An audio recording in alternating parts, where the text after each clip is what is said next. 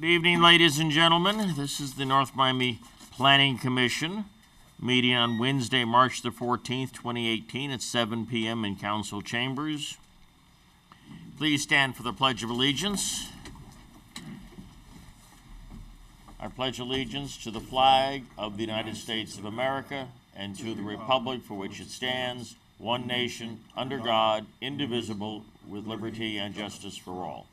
Thank you very much. Please be seated. Roll call of board members, please. Commissioner Mike McDermott. Present. Commissioner Kenny Each. Present. Vice Chair Charles Ernst. Excused. Chair Kevin Seyfried. Present. Commissioner Jason James. Here. Commissioner Bob Pashon. Present. We have quorum. All right, thank you very much for that.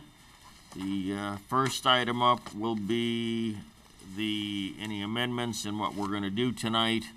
I understand the parties for the first item, PC 517, have not yet arrived. Is that correct? No, sir, that's not correct. Oh, you have arrived now. Sir, I think so. Just want to be sure. Just want to be sure. Trying to. All right. Just in case we were in doubt, you know. I checked. Oh, excellent. Okay. All right. Chair will call for approval of our minutes for the meeting held on March 6, 2018. Mike McDermott moves. Second. Seconded by Jason James. All in favor? Aye. All right, minutes are approved. Madam Secretary, do we have appropriate copy of the minutes to be signed? Minutes for March 6th were not written as of yet due to the short turnaround. We weren't able to provide them, but we will have them ready for April 6th. All right, thank you very much. We have no communications. We have the following continued public hearings, PC 517, and then public hearing on PC 118. So we'll take PC 517 first. Chairman, Yes. in relation to the first item, PC 517, I would like to declare a conflict of interest and recuse myself from this meeting. All right, you're recused on PC 517. Thank you. You may step down. Sir, could you state the nature of the conflict? The conflict is that I work for the firm of the attorney who represents the client. Okay? Well, excuse me, Mr. Chairman, we don't have a quorum. Well, we have 5 for the quorum. We have 4 to vote on this issue. You see? Yeah. Okay. Is that That was not the opinion of Mr. Held last week. So you maybe want to confer for a few minutes. The chair will grant you 5 minutes if you need to work that out with the city. about the second item? So the two of you better decide because we had that very discussion last week. Yes. I mean, All right. before he leaves, why don't we take the second item? No, we can't do that now. All right, we'll stand in recess for 5 minutes while staff works this out. Well, let's see. That means now we're talking 11 o'clock to go home tonight. Easily. To constitute quorum to start the meeting. One of them has a conflict and can't vote on the item. Well, your mic isn't on. You have to do this over. Speak into the mic. Can you hear me now? Yes, we can now. Go All ahead, right, start so- over again. You have the 5 to start the meeting, and one person has a voting conflict, they have to leave the room, but they don't have to vote. You can't proceed to hear the item. They're abstaining based on the conflict. All right, so the Planning Commission can go ahead and proceed. Yes, sir. All right, now what happens when we get to item 2? That person comes back into the room if they don't have a conflict, and then you have your quorum to proceed to vote on that item. One hopes he's still in the area. Okay, fine. He very should good. know to be called back in when the item. We when hope. this I didn't item see him in the lobby, so. Okay. All right, in that Okay, case. Mr. Chairman? Yes. Ex parte communications. All right, yes, that's important. Ex parte communications, let's have those. Okay, on January the 3rd, 2018, I went to a community meeting at Griffin Center for the first item on our agenda. Okay, And that was, and at that meeting, I did speak with the architect and the builder and counsel of record, Mr. Geller. I gave them some suggestions, and I spoke to a couple of the neighbors in the neighborhood. Our last meeting that we had here on February the 6th, which we did not have quorum for, I spoke with the architect, Pat Vallant, and the builder, Jamie Akers, right here in this chamber, and again, gave them some suggestions. Namely, I showed them the renderings that we have for the building going up on Northeast 124th Street. I believe it's, 950 Northeast 124th or 123rd Street. And that was the extent of my communications. all right. By way of disclosure, on my card, our last regular meeting, there was a flyer that was being generically distributed to people in the neighborhood in opposition to this particular item. Other than that, I've had no contact or feedback. Jason? No contact with anyone besides the flyer that was left on my vehicle as well. Okay. Bob? I received the same flyer, had no contact. I received that flyer also. So. All right. So we've made public disclosure. If we're now ready, this is a continued public hearing. Item is PC 5-17, a resolution of the mayor and city council of the city of North Miami, Florida, approving an application for a conditional use permit in substantially the attached form, allocating 62 residential units from the primary pool of 2,500 of floating residential units reserved for the Neighborhood Redevelopment Overlay NRO District for a proposed 6-story, 67-unit multifamily residential development on the 1.1 acre real property generally located at 840 Northeast 130th Street and specifically identified with Miami-Dade County Folio Number 06-2230-013-0110 in accordance with Article 4, Division 4, Section 4-305 and Article 3, Division 4, Sections 3-402 through 3-407 and 3-302 of the City of North Miami Code of Ordinances, Chapter 29, entitled Land Development Regulations, providing for an effective date and for all other purposes. Staff report, please. Good evening, Mr. Chair and Commission members. Debbie Love. I'm the zoning manager and acting city planner. The purpose of this meeting is the twofold. We're going to have these two items. Both are conditional use permit approvals. This item was, as you noted, a continuation, and the second item will be presented by Kent Walia. So let's begin with this one. The applicant is OZ&BF LLC. They're coming before you to request bonus density units for a project located at 840 Northeast 130th Street. It's proposed to be a 6-story, 67-unit market rate multifamily condominium. As you know, as you recall, this item was originally deferred from your December 5th Planning Commission meeting with the idea that the applicant was going to provide both a traffic analysis as well as a community meeting. I'll speak in my briefing about the results of the traffic analysis, and I'll allow the applicant to further expound upon the community meeting as well as his project and application in detail. The site currently is a little bit over an acre. It's a vacant lot. And it's, in the future land use element, it's zoned residential low. And on the zoning map, it's R2. However, it is located within the NRO. I'm sorry, I keep putting my back to Mr. H. It's within the NRO, which allows it to qualify and to apply for the bonus density units. Currently, as of right, they would only be allowed 5 dwelling units. So what they're requesting, even though the NRO allows up to 90 dwelling units per acre, they're only requesting 62 dwelling units per acre bonus. So add that to the 5 permitted by right, and the 62 comes up to the 67 dwelling units in total. So the project will be 67 unit market rate multifamily condominium.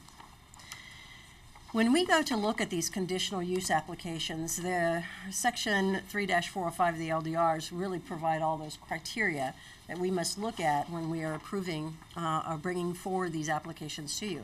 We will not be bringing forward applications that we do not recommend approval for because they don't meet some of the criteria for whatever rationale is. One of the items we always have to look at is, does it further the goals, objectives, and policies of the comprehensive plan? And it does, in this case, because the future land use element says that the NRO is where you want to direct your into that core, your development and market-driven development, and provide more housing options within the NRO. In the economic development element, that element says that what they're trying to do within the element is to improve the economic viability of the city. And so with this development, the economic analysis that was provided in your package shows that there's going to be 35 construction jobs that will be temporary, of course, with about $3.5 million in construction and employment expenditures within the city. It's going to, after the development, it's going to provide 10 full-time jobs, about a 17 million in gross sales revenue, and $100,000 in property taxes. So the other thing we have to take a look at, well, does it meet does it comport with the LDRs? So when we take a look at that, we look at things like the transitional requirements in the code, the bulk regulations such as massing, setbacks, things like that, parking, et cetera. And so, of course, it does meet those standards outlined in the LDRs. Your report goes into further detail. I'm just giving you the high end. We also take a look at, which is critical, is what impact is it going to have on traffic onto the roadways? As you all requested, the applicant provided, and we reviewed from our end, their traffic analysis. And the traffic analysis, which we agree with their methodology and the results, is that it's going to add 36 peak PM trips onto the adjacent roadways. And that is deemed to be a de minimis impact to your roadway system. We also take a look at things like, well, how is it going to adversely affect the livability and value of the adjacent properties? So when we think about this is a vacant lot that had been used for dumping purposes quite a few times and has had code violations for that purpose. This would certainly improve the aesthetics and the value of that site and consequently raise the value of the properties within the adjacent area. Looking at community character is critical. How is it going to fit in with the existing community character? This is a little over an acre at the intersection of 130th, Northeast 130th, and Northeast 9th. And that is proposed to be sort of like the city envisions that corner and this development to be sort of a statement, make a statement of that intersection. But also meet all the transitional requirements to the adjacent residential. So that includes the fact that there is a roadway there, the setbacks, the transitioning heights downward. These are all things that at the DRC level, when we look closer at the precise plans, we'll make sure that they maintain those transitional standards that are listed in our LDRs. We also want to understand that this particular project is going to provide much needed market rate units into the city. And as someone who has been looking to perhaps relocate from Fort Lauderdale to here, that has been quite the challenge in finding safe housing that is in a decent neighborhood. So all of your studies have shown that you really do need more market rate units in the city. Finally, we have to take a look at things like, does this, in addition to getting the units, are you going to have any other variances or provide any other flexibility for your code? This does not require any of those. So it doesn't require variance, no other flexibility in your code once they get the units, because as they're proposing, they're going to meet all the standards of the LDRs. So, in summary, let me just back up here. Again, I'm giving you high level. We've determined that the application is in compliance with those standards within the conditional use process, that we do recommend that PC provide that recommendation of approval to the mayor and council, subject to some conditions, however. First, that a precise, more formalized, full plan is provided to the DRC within 1 year of the city council approval of the conditional use application. That they apply for building permits within 18 months of DRC approval. That they comply with all the requirements of public works related to drainage and potable water and sanitary sewer, all those items, and as well as the police department and the fire department, because of access and turnaround for fire trucks and things like that, as well as all other county and state agencies. And that they have to incorporate, if you look at the table in your report on page 5, those are the items for which they are seeking dwelling units. So we are going to hold their feet to the fire to make sure that they maintain and incorporate those into their plan. They are aware of that and have committed to doing that.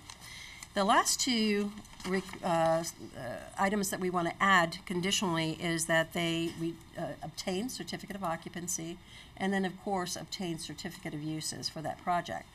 Gentlemen, that concludes my briefing, and the applicant is here to provide more detail about his project as well as his application. All right, thank you very much. Mr. Geller, you have the floor, sir. Thank you, Mr. Chair. My part will be very brief, and thank you, staff. As you know, I mean, we were here. All 4 of you were present for that. I don't want to be redundant and go over the same things you've already heard. I'm sure you're aware of those. So I do want to just stress a couple of things, and then I'm going to turn it over. As Ms. Love said, this is a condominium project. It's market rate condominium. There have been a lot of false rumors flying about it. It is a project that will be for sale, and it's a project where the unit owners are going to have investments that they are going to want to protect. So start with that. We are not here for final site plan approval. As Ms. Love said, that is a process that will come back. It has to go, to the city to review in detail our site plan. We'll be back with that. If there are concerns at that time with the specific site plan, we'll certainly address all of those, but that entire process is after we get what we're asking. That we happen to bring our plans, we want it to be forthcoming, but those are not final plans, and city staff is yet to comment on those, and those may be changed if that's what staff wants. What we're here for is to get a conditional use approval, because this is a conditional use to be in the overlay, and to get some bonus density dwelling units. Now again, we're 1.1 acre. As staff told you, the bonus is 90 per acre. Our bonus could be 99, 1.1, plus the 5 of right, 104. We are only asking 62 as a bonus, and the 5 of right, 67. And we could go, I believe it's 9 stories tall, and we're going 6. So this is a much scaled down project from what could be requested, and we're comfortable with it. My clients want to be sure this is something that's priced appropriately and will sell appropriately. So with that said, yes, all of those conditions that staff outlined are acceptable. I want to put that on the record and be very clear. We have no problem being held to all of those. They're what is provided for. That is what we have proposed, and we accept all of those conditions on the record and are willing to be bound by them. I want to just make a couple of very quick comments here, and one that I know that has been the subject of some discussion. We seek no variances. Not one. Not any. I've heard people say, oh, they want a parking variance. No. Our previous proposal that was in front of you met the parking standards. Since then, we've increased the parking by another 6 spaces, which is something like 7%. So we are well over what the required parking for this is. Since we've met, as Commissioner Each mentioned, we've held the community meeting. We've submitted the traffic study, as Ms. Love indicated, and it was found satisfactory. But in addition, we held that community meeting, and substantial changes were made in response to it, including the sizes of the units, the parking, the landscaping, the perimeter wall, the location of the pool, fire, civil public works issues. No one wants to hear from lawyers. I mean, let's face facts. I get that. So rather than go on and detail those to you, in the interest of not wasting your time, much less the public's time, much less the time of the people who are behind us and want to present to you, I'm going to turn this over to our architect so he can tell you specifically the changes that have been made, show you some boards. I'm available and happy to answer any questions, but let me let you hear from someone who really knows what he's talking about. Thank you. Our architect again, Mr. Patrick Valent. Good evening. Good evening. My name is Patrick Valent, Valent Architect, 7480. You can stretch that up a little bit higher so How's you that, don't have better? to bend as much. Better? Yeah. Better? Yes. Okay. 7480 Fairway Drive in Miami Lakes, Florida. Again, I'm not going to spend a lot of time drilling into a lot of the details because that'll come in some later meetings. But I did want to address the fact that we listened. I was at the first commission hearing when a lot of homeowners came and they brought up some great points. Since then, we've had a hearing at the community center in January. I think I listened fairly well. I was at every meeting. I was taking great notes, or I think great notes, and we listened. Now, will we be able to address every single comment? No, absolutely not. But we really tried. And so what I just wanted to do is just take a few minutes here, go through what I took as notes, including the notes from everybody here, and just kind of show you where we're moving forward on these items. So there's no particular order here, so I'm just going to hit them one at a time here. So the parking was one that came up a lot. It came up from the commissioners. It came up from the homeowners. It came up from a lot of people since then. So we really studied this hard. We looked at, going taller with the building. We looked at going parking elsewhere and other properties. We looked at every possible scenario to try to get an increase in parking. Our goal was to get as close to a 2-to-1 ratio as we could, 2 parking spaces per unit. We're not there, but since then we made some changes, and I'm going to show you a couple of changes we made that hopefully can alleviate some of the issues.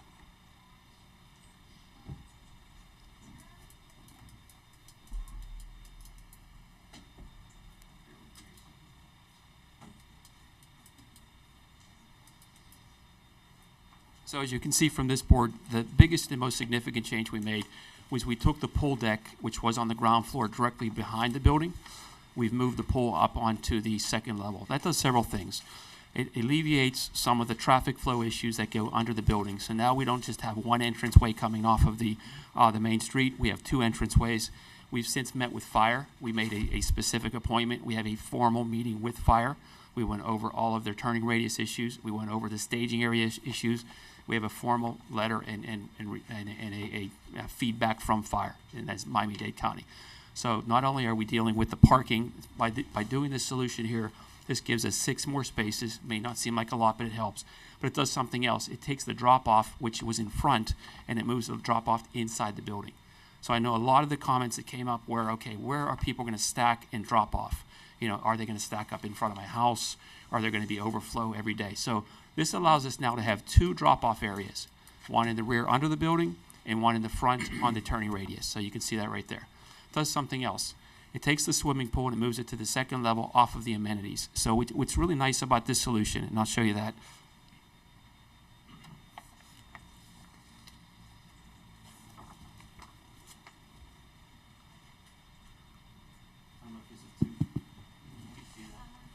If you can see that. So what that does is it brings the swimming pool at the amenity level, which is where the gym and the recreation areas would be. Oh, there we go. Can you hear me? Yeah. Thank you. Thank you. Takes a swimming pool and it puts it off the amenities, but it does something else, and you'll see that in the elevations here in a few minutes. It tries to buffer the rear neighbors a little bit. I do realize it's a 6-story building in a residential neighborhood. We get it. We understand that completely. So we started thinking to ourselves, what can we do to transition a little better? As Ms. Love mentioned, a transitional sort of buffering of the building. So you come up here to this is a 2-story level right here, and then we actually put a landscaping at the 2nd level along with a trellis, which buffers a little bit. So, if you're at the balcony level, you're not necessarily looking down into a neighbor's backyard, or if you're in a neighbor's backyard, you're looking right up into the balcony. I'll show you that.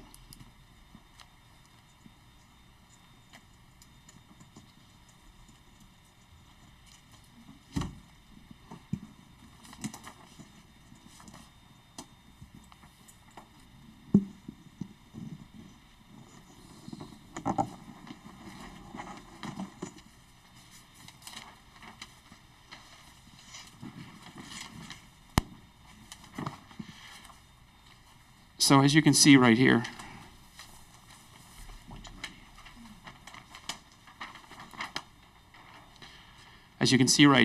this is the actual transition area. So it's a pool deck that's above the parking. The parking drives under it. It's a transitional area which has trellises and landscaping up there. So it gives us a little bit of a buffer from that kind of awkward residential corner there. So we're trying to solve several things here. We're trying to give us a drive-through, which we think we've accomplished. We're taking care of the turning radiuses for the fire. We're handling a little bit of a buffer, not a major buffer, but a little bit of a buffer, transitioning to the neighborhood here. And we're bringing the pool deck on the amenities level, which is very important. So if you're living in this unit, which you bought a unit, you now can go to the swimming pool deck. You can go in the gym. You can go in the workout area, anything you want to do without having to feel like you're in a parking lot while you're in a swimming pool. So it's more expensive solution, no doubt, but the owner's very committed to making this something that's a little bit more, transitional in that area. So that's kind of how we tried our best to deal with the parking situation. The next area that we dealt with was the landscaping. So we've had 2 meetings already with staff landscaping. We've already started our mitigation plan. So what we did was we started looking at the existing trees on the site. We realized there's live oaks and they're beautiful trees. We get it. We completely understand that. So the idea here is what can we do to mitigate this that not only puts all the landscaping back on our property, but also helps the neighborhood. So basically we understand there's 3 ways we can mitigate. And this is what I'm told. The one way we can mitigate is we can actually take the trees and relocate them. It's kind of tough to do with a 50 or 60-year-old oak. The second way we can do it is we can actually come up with our landscaping plan, come up with what's left to mitigate, which in our case is approximately 14 trees, and we give the money back to the city. Not a bad idea, but who knows how to be spent. The third way, which is what we like and we're in favor of, is actually to be able to allocate those trees to the neighborhood. We understand, working with the councilman and the councilwoman of that neighborhood, that we're able to actually designate or suggest a designation of those trees and landscaping to the neighborhood. I don't know personally how that works. It's an application that has to be filled out, and actually, so those trees can be put back into the neighborhood, the ones that don't fit on our lot.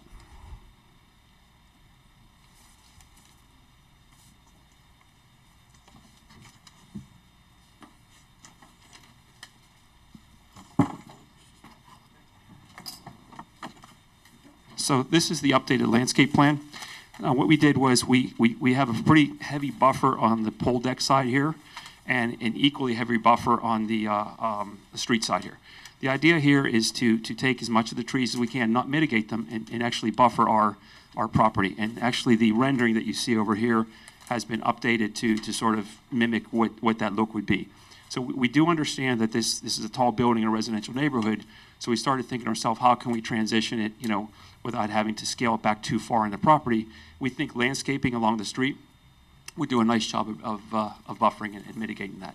So there's heavy landscaping, 2 tiers of landscaping, so it'd be palm trees and natives. We did work with the landscape planner to come up with a native list. We're going to be using, I think it's about 95% native species, and again, we're going to be mitigating the landscaping. So the next thing that we looked at was the actual wall. We understand there was a lot of conversation about the wall and how the wall was going to be dealt with in the rear of the property. Is it going to be a concrete wall? Is it going to be fence? So we really studied this one hard. I mean, we did a lot of research, again, working with staff, who's been great to work with, the landscape planners. They came up with an idea, and suggestion was, why don't we come up with an organic wall that's partially solid and partially landscape organic.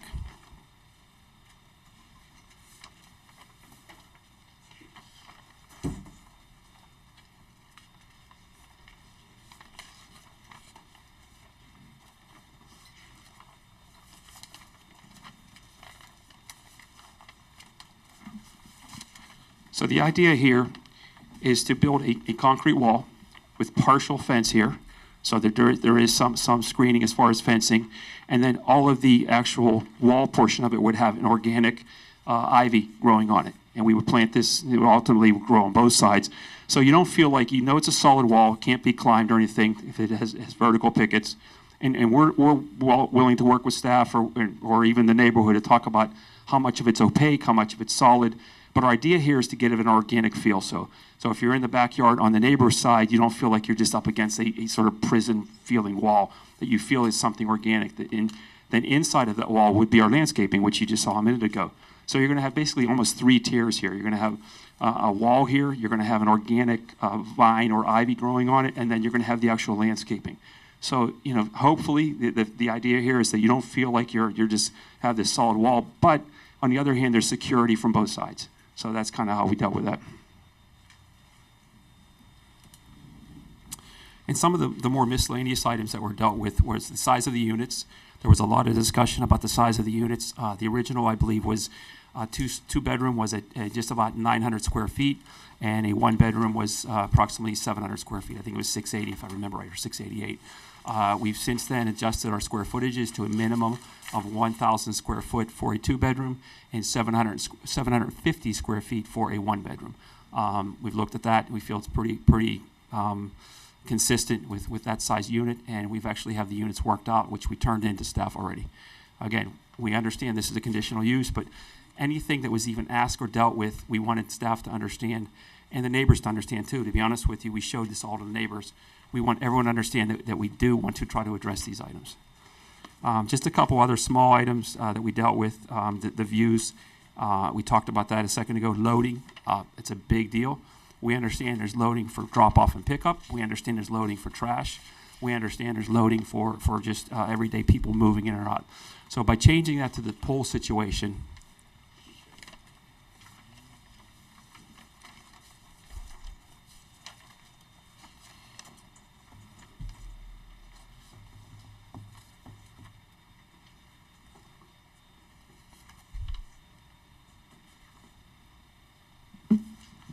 changing the pool to the second floor, again, what that allows us to do is have the lower structure of the building on this side.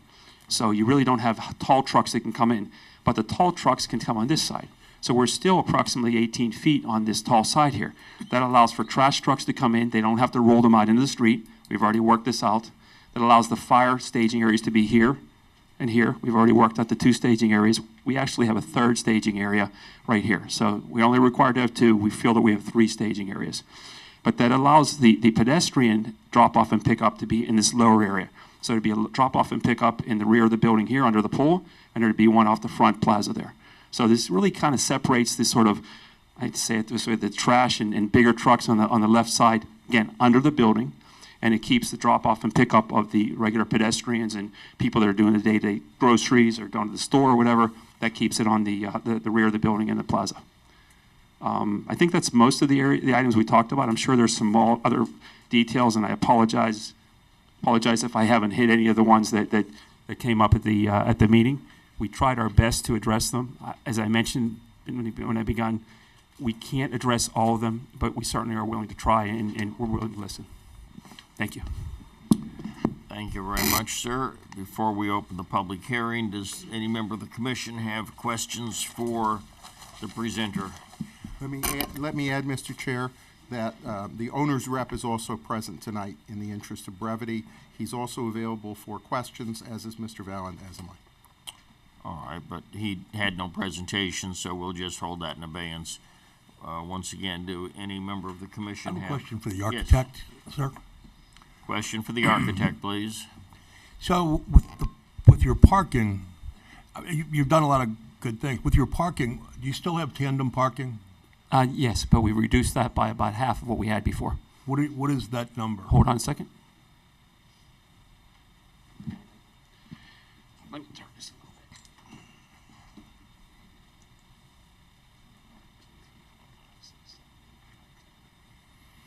We still have 13 tandem parking. The original plan had tandem parking on 3 sides. We're down to approximately 13 tandem parking spaces. So help me with this, because Sure. this is the struggle I've had with this. Sure. When you do tandem parking, clearly those go to however you're going to sell the second space or use the second space.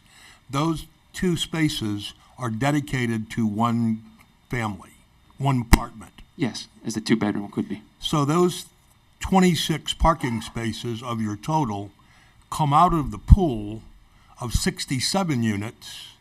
So you've got 26 Minus 96. less spaces. Right, so you have 70 left. So 13 units, Mm-hmm. which leaves you, what does that leave you? 44? 67 minus 13 is 54. 54. Mm-hmm. And so those 54 get much less than the 1.5 spaces allocated to the renter, to the units, because they're not part of the pool. Yeah, it could work that way, yes. So I'm just saying that you've reduced. I know you're fighting for these parking spaces, Right. because that's a problem. And Mr. Geller talks about could be 105 units. Mm-hmm. That would require 176 parking spaces, which probably aren't going to fit on 1.1 acre. Well, it's just But the point is, with 26 of the 96 parking spaces Mm-hmm. dedicated to 13 units, the other 54 units now have a much smaller pool to be able to use for parking. And then, as your economic impact analysis said, there's 10 full-time employees. I don't know where they park. And, well, I do know where they park. And so that's my whole problem with this, is any overflow parking in this project is parking in the neighborhood. It's parking on the swales, it's compacting the swales, it's out of sight from the land, from the apartment or the condominium owner. There's no eyes on it. I think that this project has inadequate parking, particularly with the utilization of tandem parking, because it just subtracts from the available units for the other 54 homeowners. They don't get their fair share, and then you've reduced the number by 15% to begin with, or almost 15%. So my struggle with the bonus units is building a project of that size. You don't have enough parking. And then we get into the pizza delivery guy and the Amazon guy and the UPS guy and the post office and Instacart and everybody else that makes a delivery to multifamily units every day. And I just think those people are going to be in the neighborhoods, and that becomes my problem with this. Always has, always will be. Let me try and take a crack at that, if I might, Mr. Pichon. First of all, delivery people, there is a drop-off space in front. So if somebody needs to, buzz to have you come down for your pizza or bring it up, there's a little plaza in front that'll fit a couple cars that's there for loading that, UPS can pull into. They don't take a parking space. In addition, 10 full-time employees are certainly not there, all of them at the same time, all the time, taking up 10 I spaces. agree, but there are people there all of the time that are employed by the building. Yeah, there may be, an on-site or 2, not 10. And that's one of the reasons we added 6 units. 6 spaces. When you have 13 apartments that are using the tandem, the 26 that we're talking about, that leaves 70. So it's not so reduced. That's for the remaining apartments, a number of which are 1-bedrooms, I might remind you. So if your suggestion is that we should have more tandem parking because it's a more efficient utilization, I'm arguing you should have less tandem parking. Less to 0 would be a perfect number. But I'm not arguing for more tandem parking by any stretch of the imagination. Tandem parking is a more efficient use in that it's typically you're talking a husband and wife, and they just need to arrange, you know, who's leaving first, who's leaving last. If they have to come downstairs, they do that. I mean, you're talking about one family, Mr. Geller, I lived in a high-rise for a while, as did I. and tandem parking is a joke. It's a way to jam more parking spaces into a piece of land that you don't have enough room for. Planners typically say that the advantage to it, again, it requires a little coordination on the part of the people who live there, but it also allows more efficient use. I'd argue in this case, it opens up spaces for the other units to have better parking arrangements. Not everyone there, again, let me just stress, one of the reasons this number, which is the number set by your code that we're exceeding, one of the reasons is that we are hoping that people who come to this, where it's positioned, that's why you have an NRO. That's why there is such a thing. That's why there are bonuses given in your document that we're not the ones who adopted it. Your city is who adopted that and set these numbers. You fixed that. And the theory of getting a bonus for bike racks, the theory of getting a bonus for proximity, this is half a block from Dixie Highway, half of a short block, is that there will be people who are satisfied to have one car per household, not two.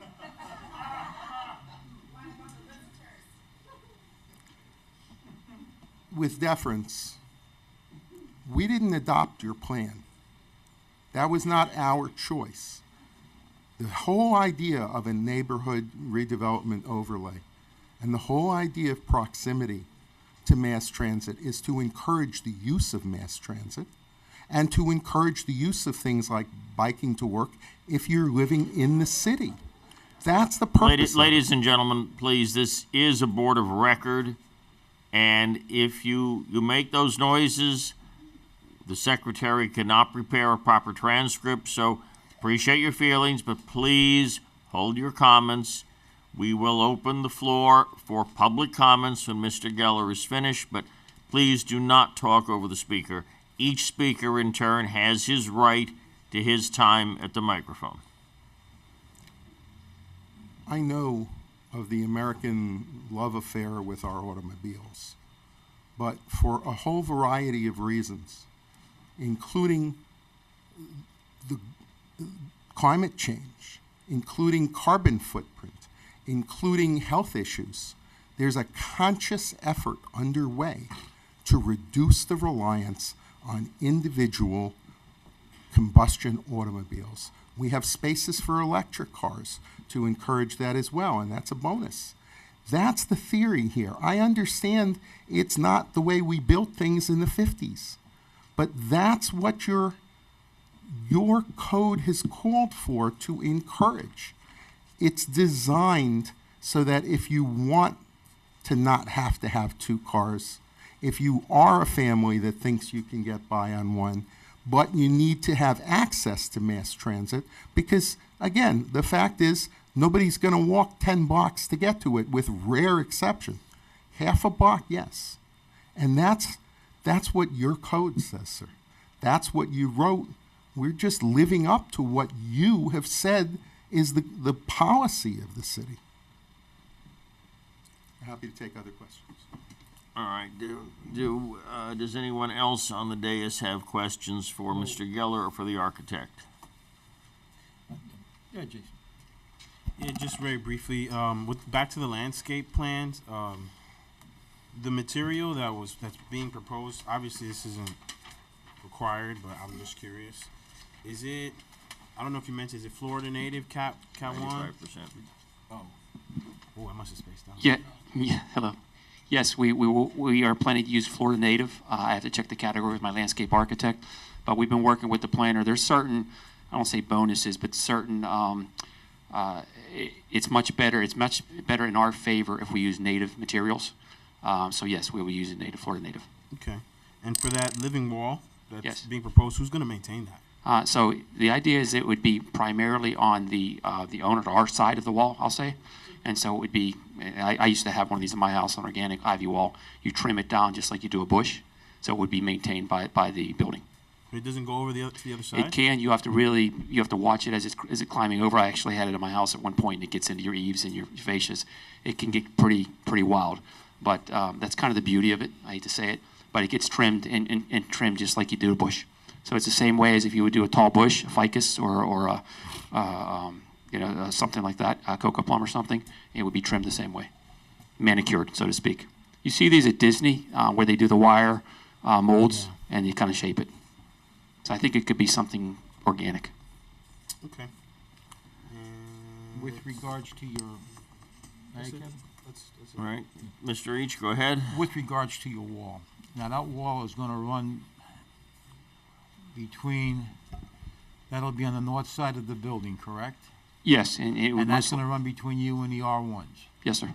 Okay, now, on the north side of that wall that faces the residence, there's 4 homes there that are on 129th Street. Yes. Okay. Here's your building, then your wall. Now, are you landscaping on the outside of that wall? We also? cannot, we're not allowed to, sir. So that wall is gonna go right up to the property line? No, it has to come in the foundation. And, sorry, there would be somewhat of a buffer. Your foundation. You don't want to hear this, I guess. The foundation and structure cannot go into the neighbor's property either, so there will be somewhat of a buffer. All right, Yes. so if we set the wall back, but what I'm saying is, okay, where that wall is, that's the final destination, that's it, there's no landscaping? We cannot put landscaping on the neighbor's properties, sir. Well, okay, now, I understand that, so why don't we move the wall further south and have more landscaping out there? But you can't. You cannot put, unless you do a complete walkway back there, you have to be able to, or the owner would have to be able to maintain his own landscaping. Now, I'm legally. talking about the R1s now, I'm talking about the 4 houses. that are Okay. back there. What I'm saying is you're gonna have a wall, Sure, and then I'm gonna be living there, and I'm gonna be looking at that wall, okay. okay? I'd rather look at some trees in front of that wall. But that's the whole point of the mitigation, sir, that, as I mentioned earlier. I lost you on that, so Okay, please. so the idea here is that we, by removing the existing trees, for every inch of tree that we remove, there's a certain mitigation table. It's a table, it's a square footage that gets determined. That table, we've already gone through that table. So let's just say there's 100 square inches, and we're putting on our landscape plans 70 square inches of tree. I'm just making this number up. We owe the city or the development 30 square inches of trees. That can be 10 oaks, it can be 15 palm trees, it can be 20 bushes. It's a table. We're suggesting, and we've come up with a very, very preliminary number of 14 trees. And we suggested live oaks because they're hardiest, easiest to come by, they're native, they don't take a lot of maintenance, don't take a lot of irrigation. So we're suggesting donating those trees back to the city, back to the community, and there would be some type of meeting of some sort that would determine where they would go. Obviously, you got to be careful and biased and things like that, but that's the suggestion. Let me add a word to it. On the wall itself that is facing the property, it will be this live wall. So it's not, the neighbors are not looking at concrete. The No, looking at a neighbors, live wall, Joe, I understand that. Okay. It's still a wall. the other answer to your question is, unless there's some kind of a walkway or a break, All right. which we've been advised is a security issue, that they don't want, I mean, if we have a little strip, which is what you're talking about, of landscaping, we can't maintain that without either walking onto the neighbor's property to get to it, which we can't do, or there has to be a break in the wall to get to it for us to maintain it. And if we break in the wall, now we've destroyed the security for the neighbors as well as the security for the building, and we've been strongly advised that that's not a good idea. So we can put trees on our property inside the wall that rise up to help screen the view, that are certainly visible by the neighbors and that are part of their landscaping amenity. But to put it on the other side, then we're walking on their property every time we want to water it or So trim it. What we do is we make the curtilage a little bit more narrow on your side, and you plant trees on the other side and maintain your security. Yes, I've sir. seen this done on the beach all the time, so And that's what we do. That's exactly what we're planning to do. That's exactly the So we plan. have trees on the opposite side of the wall. Yes, sir, that we All can right, do. Thank you. I mean, And just so we're clear about this, that's one option. The other option, again, is a donation, and that's part of the mitigation table. I don't know if I explained it very well, but there is a certain amount of trees that can be given, that we would no longer own them. One of the things that can, well, I'm gonna listen to the public speaking here, the public input, but one of the things that concerned me is when we did LA Fitness, they built right up to the lot line. And that poor guy over there staring at a wall. No landscaping, no mitigation, nothing to soften it. Now, we want to do this project right. Absolutely. We do this right, it's gonna be a benefit for the city, but, all right, let me. So what we did, just so it's very clear, we actually brought, I want to say about 5 to 10 solutions of walls to the meeting, to the homeowners. I think you were there as well. We had concrete with stone on top. We had imitation stone. We had flagstone. We had organic. And so I'm not saying everybody voted on it because everybody wasn't there, but there was some discussion about the best way to do it was sort of this living organic wall. We're certainly open to meet with them again. Obviously, we don't want to turn our backs on the back side of the wall. When I walk down by the beach, if I go over to the beach, I see a wall, and then on the side between the public walkway and the wall, there's a great deal of landscaping. And it looks nice, it's beautiful, Absolutely. it's nice to look at, and that's, I would certainly want that in my what I yard. wanna make sure that Yep. we don't jip our people over here in North Miami. Every project that we've seen, it's like, okay, we're gonna put a chain link fence, we're not gonna put a wall. Yes, I was at the meeting, and a lot of things were discussed, I don't remember all I of think, them. I think we're But getting that's closer. where I'm at All I with can a tell lot you of is, stuff. wanna I make don't sure- know that we're there. I think we're getting closer, and I hope we're listening.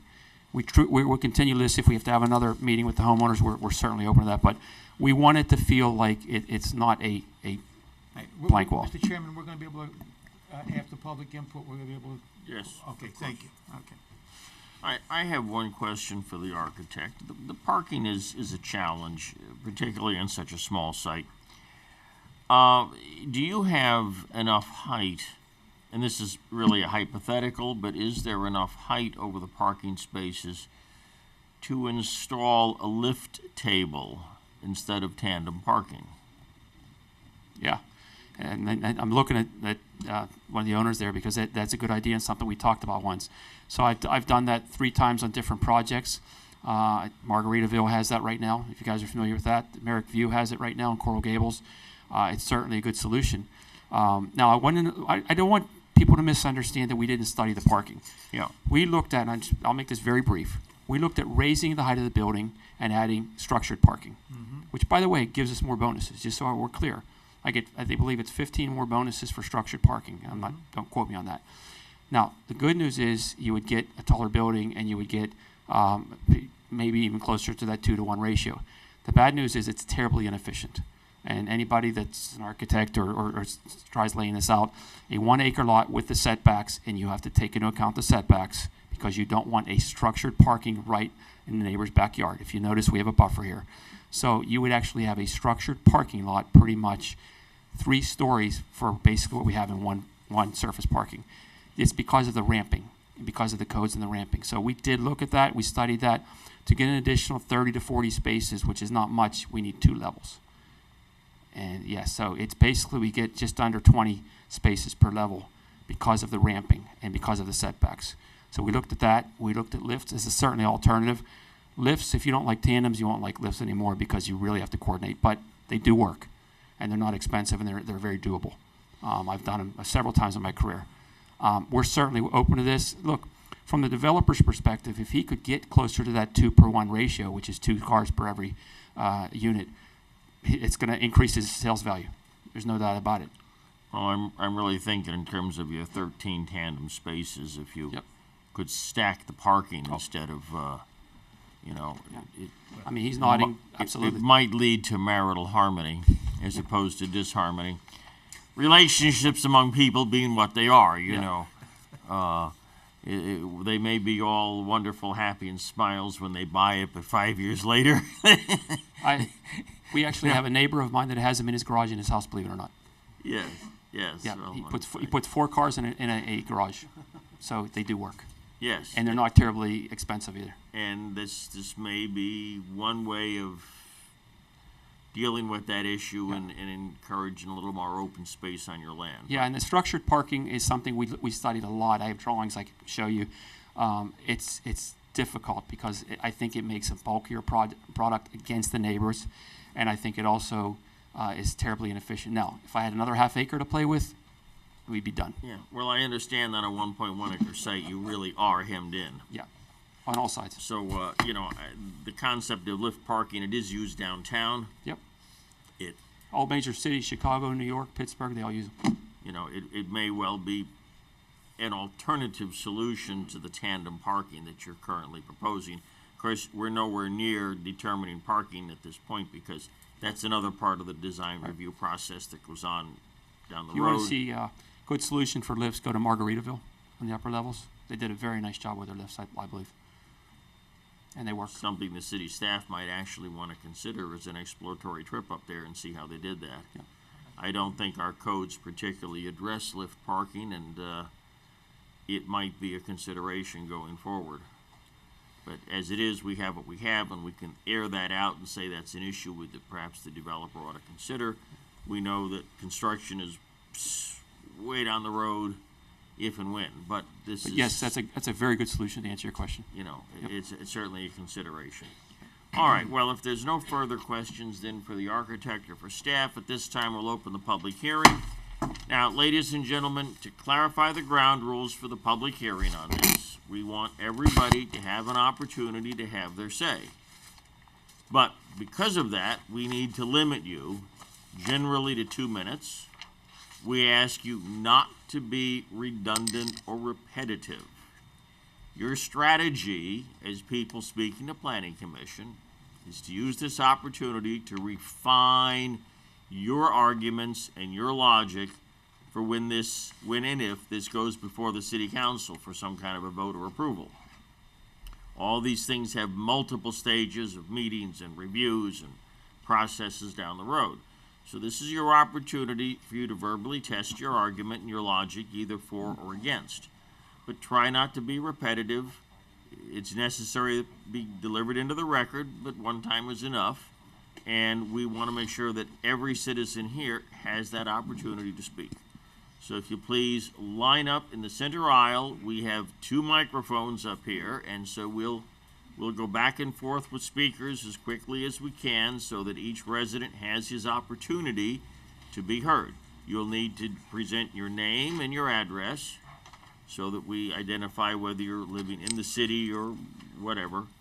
And, we'll move this along as quickly as we can, all right? So, first speaker, sir, and next speaker, go over there, and we'll get you back and forth as we go. Sir, you're number 1, go ahead. Good evening. My name is Michael Brown. I live at 895 Northeast 129th Street. I'm one house removed from this proposed project. My understanding of the NRO is meant to be in a manner that does not mar the urban fabric of the city, as well as the character, harmony of the existing neighborhoods located with and adjacent to the NRO. I feel like I have been misrepresented by our city council in letting this NRO pass, an NRO that multiple council members in the December meeting said they weren't aware of the stipulations and what is allowed by this NRO. Now, putting a 6-story complex in a residential neighborhood, which is zoned for single-family residential homes, I think mars the harmony of our community. This is not what we need in this development. A major thing is, right now, I've heard in the statement from the city planner or the representative that she wants a safe place to possibly live. We've had 4 burglaries in right in that neighborhood in the last 7 months. One of them was my house, which was ransacked, and I walked into on a Monday afternoon with both of my children. I don't know how you're going to think you're going to draw and $250,000 or $300,000 for condos. I looked up with whatever limited research I could do, 2-bedroom, 2-bath condos with an average price of $116 per square foot in our zip code. To charge $250, $300 seems outrageous to me, and I fear that in a couple years, although they may have started as condos, they're going to end up as Section 8 housing. We don't need more crime. We're trying to raise families. We've actually done a lot of work, my neighbors, many of them here, to improve this area of the city, and I feel it's all being just looked past because of this NRO, which is unfair to us. This traffic thing, I hear you revisited and looked at that. I have a tough time believing that that's only going to affect it that much. I just hope that you guys will take in, you guys are representing us, consider the effects it'll have on all of us, and do the right thing and not pass this. All right, thank you very much, sir. All right, next. My name is Chris Zangrilli. I live at 875 Northeast 127th Street. I'm a professional city planner. I used to work for the city of Miami. I'm in private practice now.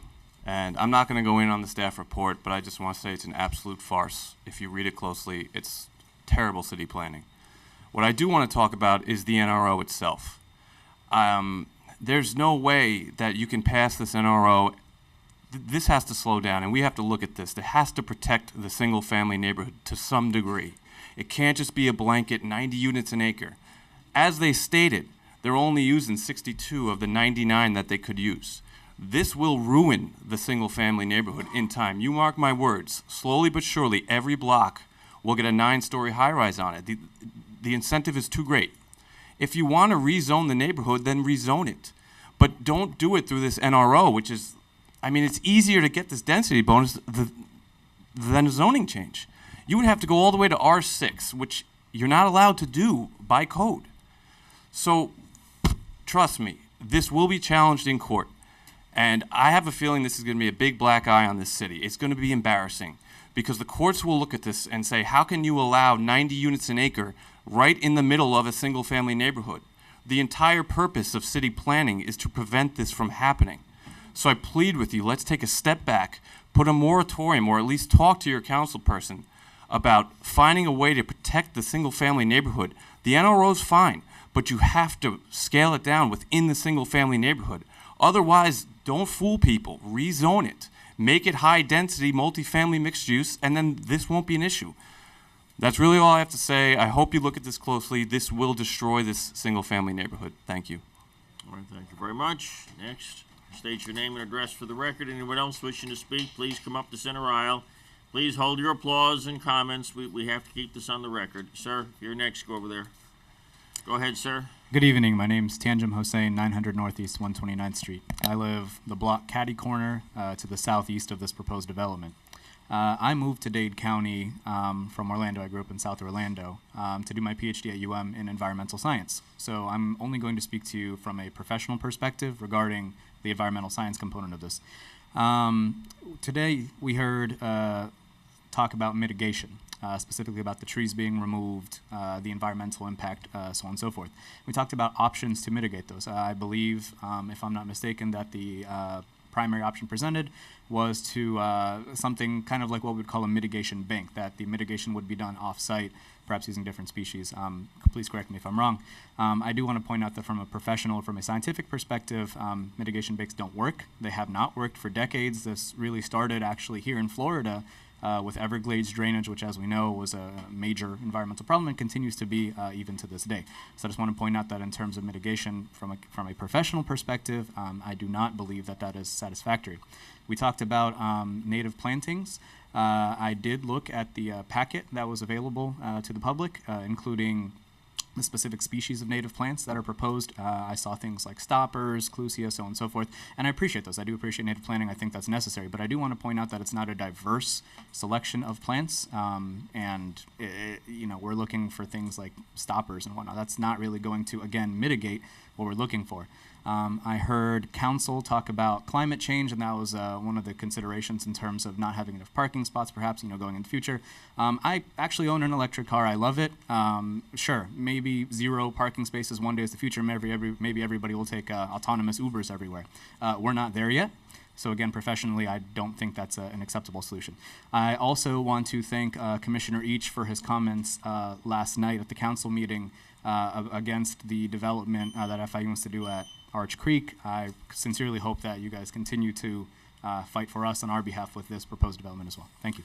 Thank you very much, sir. Hi, good evening. My name is Louis Vega. I live in 13080 Northeast 9th Avenue. Today I closed on my permit. I spent over $6,000 on a driveway because I am cited for parking in the front of my house. To keep my cars outside of the easement and preserve the beauty of the city, I spend that kind of money. I have a company car that I use. I'm an electrician. I have my own pickup truck. My son has a car and my wife owns a car. I'm trying to keep the cars out of the street. It's not really, it doesn't make any sense to believe that this place is going to be able to keep the cars out of our streets. That is actually, it's not considered a one-way street, but it's a dead-end street. I don't really think this parking situation is going to help at all in our neighborhood. I don't have the money or the power to knock down a tree from my backyard that could possibly end up on the top of my house and leave me, my wife, and my kids without a house while I get an insurance claim and find a place to live meanwhile. So because they have the money to do it, they're going to be able to relocate trees that are not to be, they are allowed to be trimmed but not allowed to be removed. I cannot remove it from my yard, but it could be removed from that lot. I believe everybody, with the respect, everybody goes into business knowing that they're going to make a profit. That is fair. Nobody works for free. But 4 beautiful houses come out of that space. Why are we really trying to build something up that no matter what, the guy in the 6th floor or the 5th is going to look to my backyard and see exactly if I went out in a tank top or if actually I just wanted to be shirtless. I don't believe I'm going to have any privacy anymore. I am looking into buying another property in the city. I probably own 3 more houses in the past in the same city. I've been in the city of North Miami since 1994, that one of my kids was born, and they both assisted all of the schools here. I don't think it's going to help us. Thank you. All right, thank you, sir. Yes, sir, you have the floor. Good evening, Commissioner. Thank you very much for hearing the neighbors in the neighborhood this evening. State your name and address. My name is Mark Ivanis. I preside at 875 Northeast 130th Street. I'd like to start by asking if I could have an additional minute or 2 minutes just to go over some important points. You've got 2 minutes, sir. Okay, thank you very much. I'd like to put into into record an executive summary that we've prepared for you, and I have one for each of you and also one for the city to put into record. It's an executive summary that goes over all of the points in the NRO and as well the land development regulations and shows why this project is not competent. Okay, you want to just put those on the counter there and they'll get those back to the commissioners and staff, and they'll be made part of the packet. Thank you. Okay, great. And to add on to those, I just wanted to kind of go through a few of these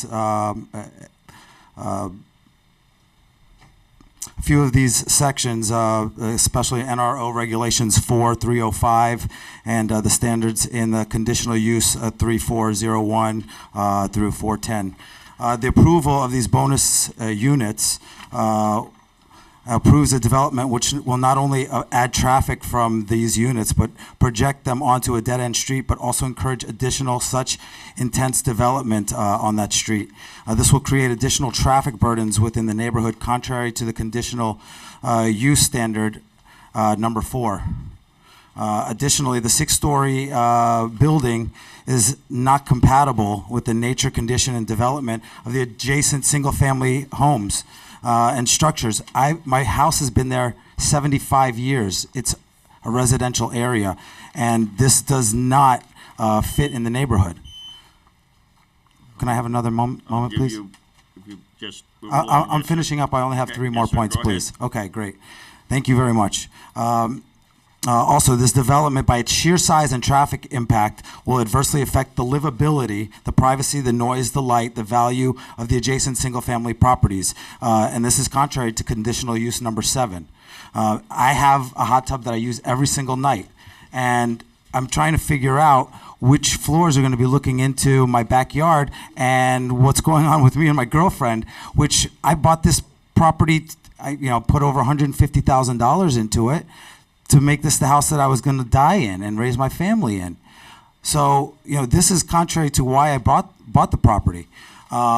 Additionally, this large development will adversely affect the public health, safety, and the welfare of the neighborhood by taking a stable, single-family neighborhood with long-term home ownership and introducing incompatible multifamily use to the extent perimeter nowhere else in the city. There's nowhere else where this is being done. So it's the wrong place.